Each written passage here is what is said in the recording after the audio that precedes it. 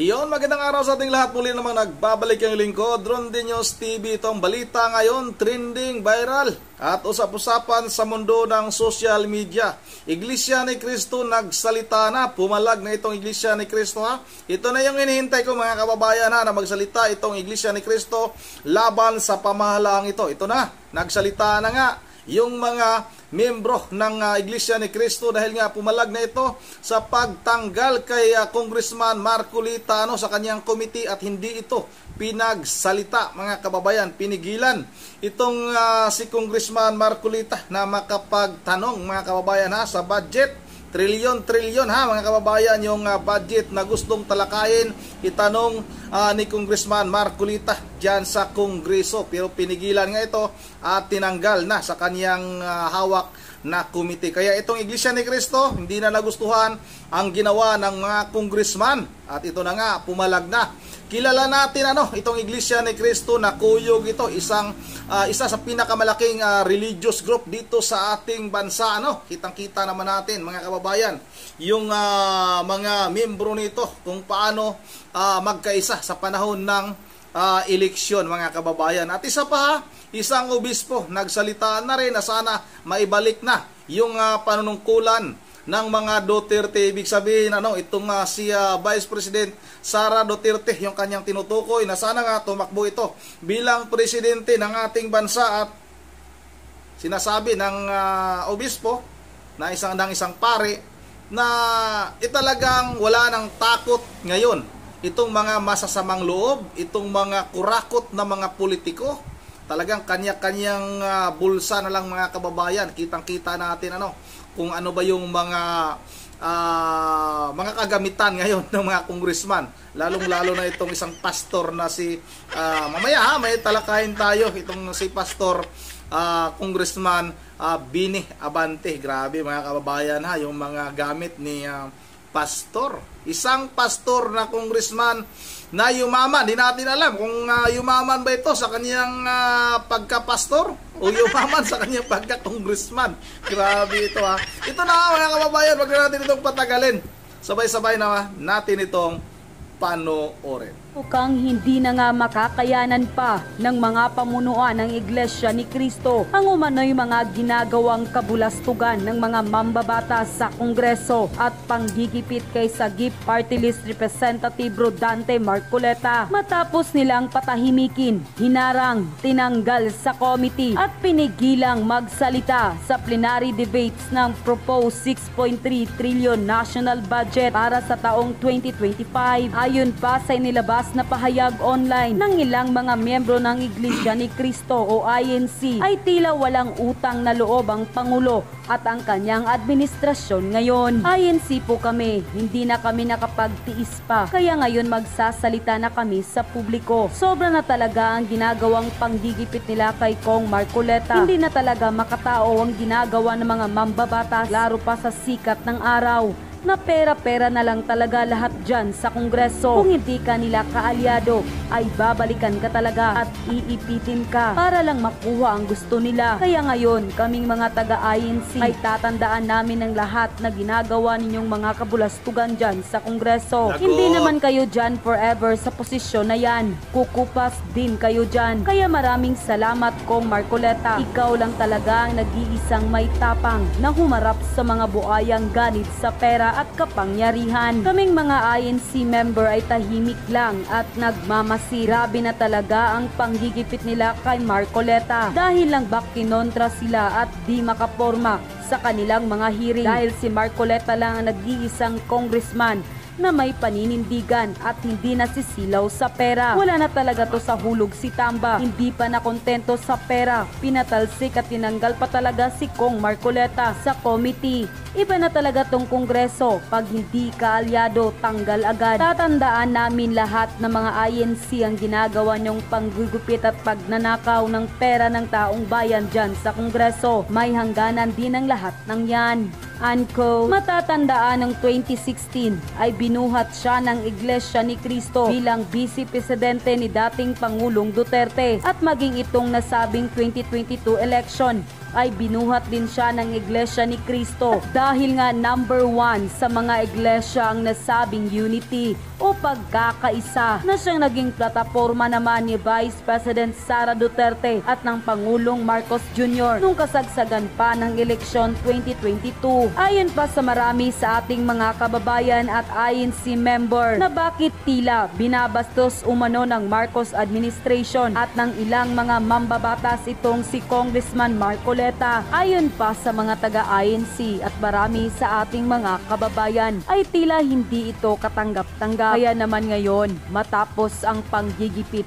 at pagtanggal nila kay Kong Marcoleta ay nagkasundo na ng lubusan at nag-usap pa at sabay humarap sa plenary debate ng Kongreso sina Congressman Rodante Marcoleta at Vice President Sara Duterte. Dahil nga pareho sila ng pinaglalaban at para sa tama, di gaya di umano ng mga buayang mambabatas sa Kongreso na para lang sa pera ang pinaglalaban at ganid pa sa kapangyarihan. Kaya hindi naman mapigilan na magbigay ng kanilang hinaing at komento online ang well-known and veteran political commentator. Ayon pa sa kanilang post online, nagdrama pa talaga sila about transparency and accountability na kesyo kailangang tanungin si BP tungkol sa mga notices of disallowance as if OBP lang ang may NOD. Kaya ayan tuloy nung pinatawag ni Kong Marcoleta ang ibang mga opisyal na may NOD rin. Biglang naalala ni Kong Chua na hindi na pala member yung representante ng Sagip Party List at di pwedeng mag-utos sa committee. Pag vice chairman ka,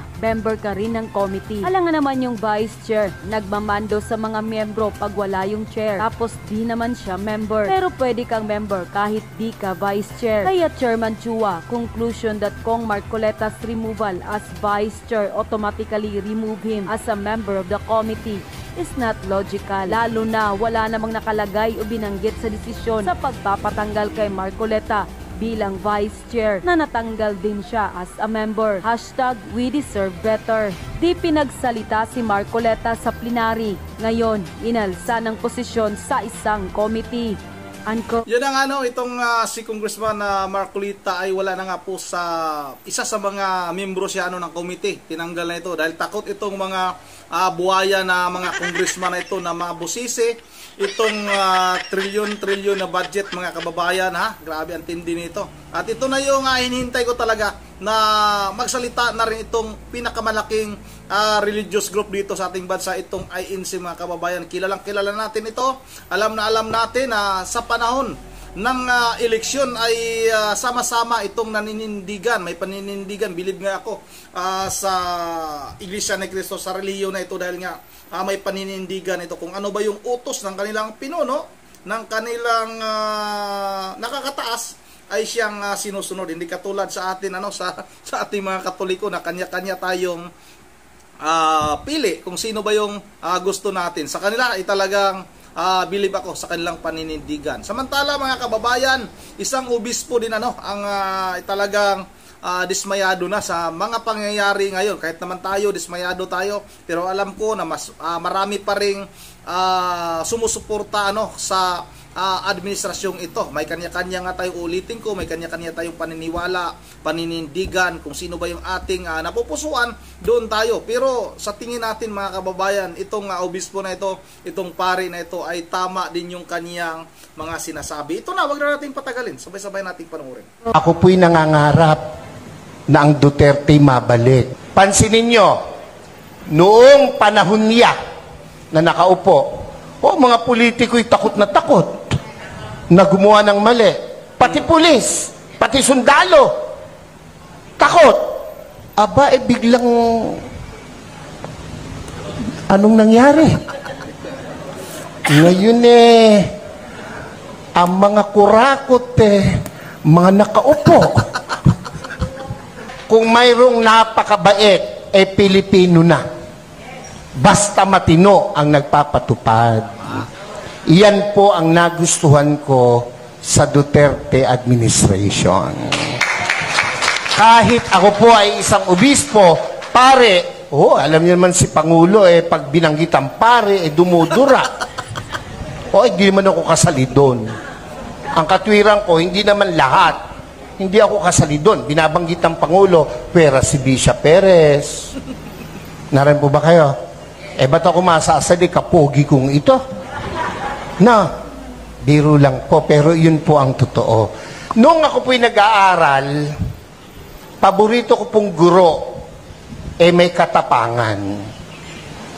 Abay, nakikinig lahat ng kaklase ko. Pag ang guro ay napakabait, naglalaro yung mga klase ko. Walang matutunan. Nakuha niyo po bang ibig kong sabihin? Sigurado, ang mabait, ang pinsang buo, katangahan.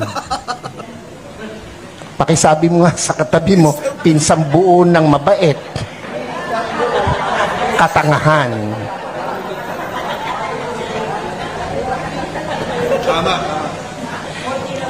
Ako po ay isang professor din by profession. Isa po ako sa kinatatakutan ng mga estudyante. Pag ako po'y naglalakad sa koridor, nauubos ang estudyante. Pag pumasok ako sa pintuan, tahimik para mga pinipit na luya ang mga bata. Pero isa lang ang aking sinisigurado, may matututunan ang mga bata sa akin.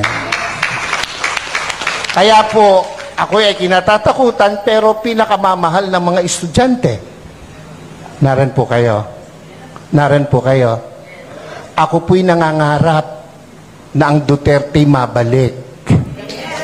Yung mga hindi pumalakpak, bahala kayo. Naran po kayo. Pansinin nyo, noong panahon niya na nakaupo, mga politiko'y takot na gumawa ng mali. Pati pulis, pati sundalo, takot. Biglang, anong nangyari? Ngayon ang mga kurakot mga nakaupo. Naran po kayo? Ako, tayo may hindi pinanganak kahapon. Alam natin yan. Bakit ang isang obispo ay sumusuporta sa ganito? Hindi masamang mangarap ng pag-unlad ng pagkakaisa sa bansa natin. Kung hindi tayo magsasalita at kikilos, kung hindi tayo magpapakita ng puwersa, ng lakas, sino ang gagawa nito? No, kung palakpak lang, hindi mo magawa, lalo na sa rally, hindi mo kaya. Yung makasigaw ng Amen! Oy, iyan yung matatapang. Dapat, ito ang tandaan nyo, ang buhay natin, minsan lang. Pakisabi mo sa katabi mo, mamamatay ka rin. Sabihin mo, malapit na. Pero, bago mamatay, napakagandang nagparinig ka, nagparamdam ka para sa bayan. Yun ang pinakamahalaga sa lahat. Amen po? Ako po hindi takot makulong, mabugbog, basta't iparamdam mo yung gusto mong iparamdam. Mga Bulakenyos, mga kasama kong taga-Caloocan, Zambales, Pampanga, hindi masama na suportahan natin itong rallying to. Yung iba na pe-pressure ng kung sino, natural lang yon. Ang nami-pressure sa kanila, siguro nasa taas. Dahil kung nasa baba, hindi nila papansinin. Pero, tayong malaya, huwag tayong pa-pressure kahit kanino. Minsan lang ang buhay natin. Dapat iparinig natin, iparamdam natin ang ating saloobin. We are not against the government. Never and never will. Lalo po ako. Nakapula nga ako Naran ba kayo? Pero, kailangan nilang makita, kanilang dapat marinig, ang dapat makita at marinig. Gera? Handa ba ang Pilipinas sa gera? Ha? Kurutan man talo tayo sa kurutan. Ilan ang bilyon ang Chino, ilan tayo. Panuntukan, talo tayo. Huwag nilang gawing issue yan. At hindi mangyayaring magkagera. Pilipino pa, subukan nila rito, talo sila.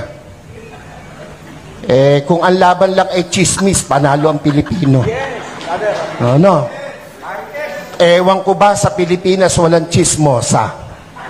Wala Mamatay na sana, Lord, yung mga nagsisinungali.